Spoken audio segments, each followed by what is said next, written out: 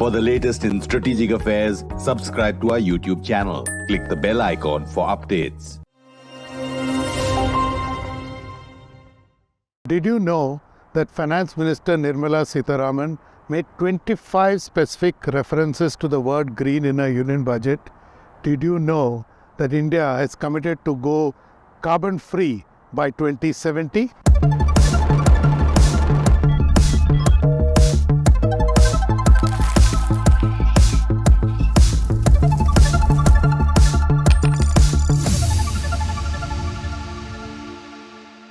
This year's union budget stood out for several reasons. One of them was its overt references to the green economy, consistent with India's audacious commitment to go green by 2070. But how does this play out on the ground? After all, if India is to deliver on its promise of going green by 2070, then all stakeholders have to pull their weight. To understand this and more, we spoke to Sameer Aggarwal. He's the CEO of Revfin.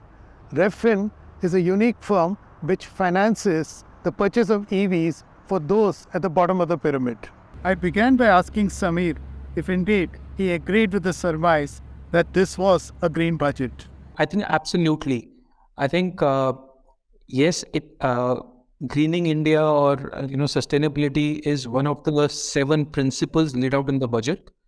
But I think if you hear through the budget, green and sustainability was the underlying theme of the entire budget. So to that extent, a lot of the other priority areas also had elements of green and sustainability built into it. All right. So the way I heard the budget, it looked like the focus, the emphasis for the next few years, 20, 30 years is clearly going to be on green and sustainability. And all of the actions or most of the points raised actually point towards that. So can you elaborate a bit, like citing some examples of the way you saw that this budget's underlying theme was green and sustainability? So if you think of it, right, so there was conversation on infrastructure development, but the infrastructure itself needs to conform to certain green and sustainable norms. There is job creation for youth. And again, the finance minister said that electric vehicles or sustainability, greening industry is going to create 5 crore jobs in the next few years, right? So I think all of these points, giving green credits to people for certain types of good behavior, I think all of these points, talk a lot about green and sustainability. Government vehicles converting completely to electric as well, coming out with subsidies or incentives on custom duties for manufacturing on lithium-ion batteries, right? So there are a lot of different themes that also had underlying sustainability built into it. So, a quick follow-up. The green credits that you mentioned, it was just a statement. There was no subsequent notification or some kind of follow-up action. So, what is your sense? I agree with you. It was a statement. I think there's a lot more that needs to happen to actually, have its impact felt on the ground. But I think from a directional point of view, I think that's a very good statement to make, to say that whether you are a corporate or you are an individual citizen, that you must adopt habits that are more sustainable and green in nature. And I think the way I think of it is, especially with this government, a lot of actions that they've taken, not just today, but also in the past, have been related to change of behavior of individuals or people or corporates. All right. So as an example, let's say providing cooking gas to everybody, right? Rather than providing money. If you provide money, they may use it for cooking gas or they may not use it for cooking gas. But when you give that cooking gas or the cylinder, they have to use it for that. So that changes habits.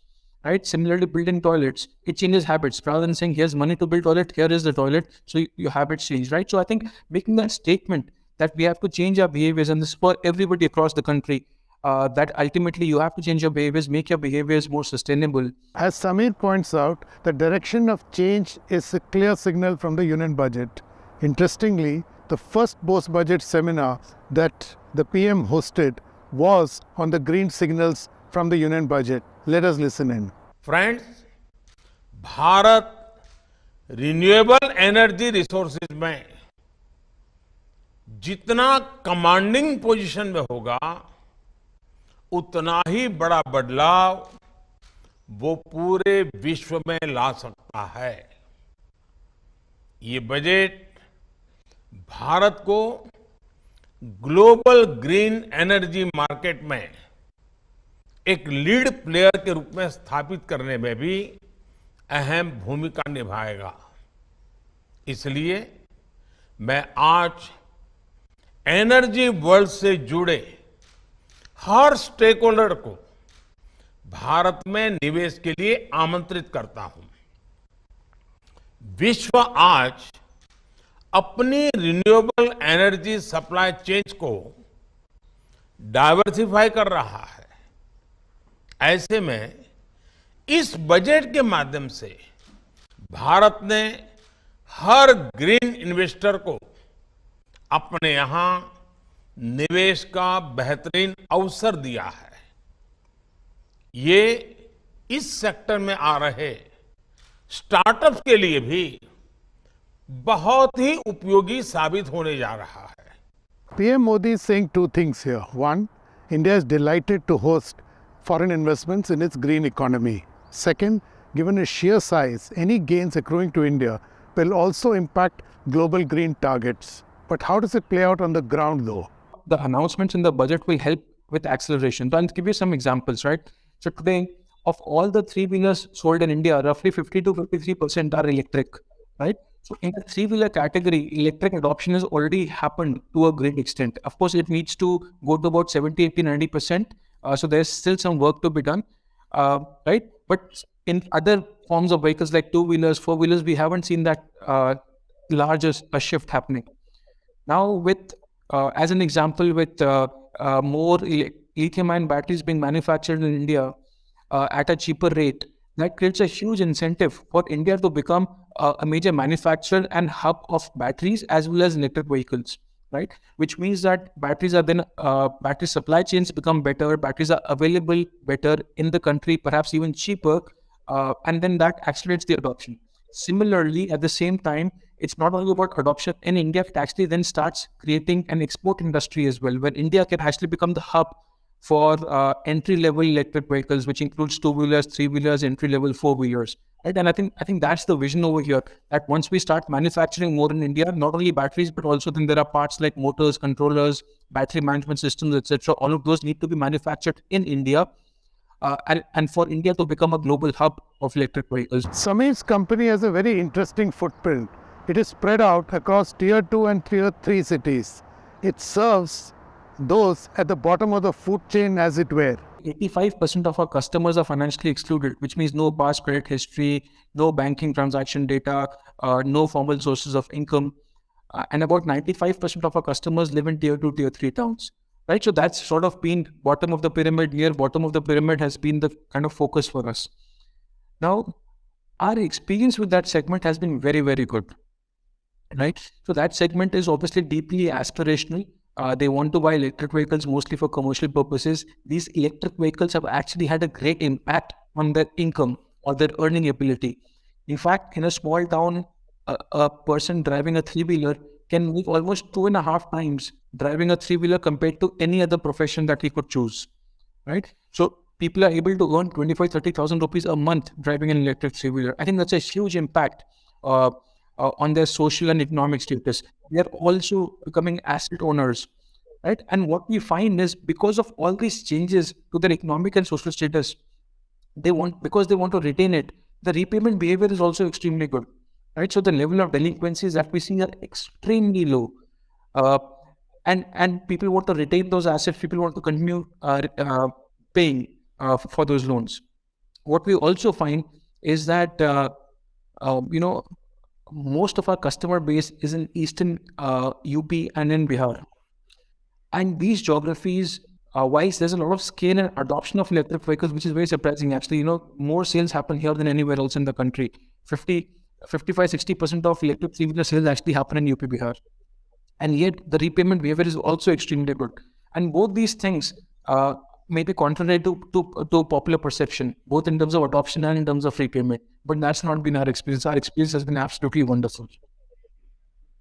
Yeah, very counterintuitive. But just want to follow up on a statement you made that these people are earning more because they're using electric vehicles. Why is that? I mean, say compared to a CNG auto and a EV auto, why does an EV auto end up earning more? So there are two ways to look at this. One is that in a lot of small towns, there was no way for passengers to basically to move around, right? So a lot of them were obviously walking, maybe using cycle rickshaws and so on and so forth. So electric three-wheelers have actually come and replaced all those, or basically filled the gap in the market. Now, why that is important is because low-speed electric three-wheelers, or the e-rickshaw segment as it is known, the vehicle is not a very costly vehicle, right? So when you look at an ICE three-wheeler, it's a 2.5, 3 lakh rupee vehicle, whereas an electric three-wheeler, the e-rickshaw segment, is about 1.5 lakh rupees. So actually, that vehicle is affordable. Because that vehicle is affordable for the person to buy, that's why there was a huge adoption in smaller towns, and it also becomes commercially viable for people to run it in small towns, right? So in a way, these vehicles have come in and almost created a new category of vehicles that ICE vehicles were not able to create. So that's on one hand.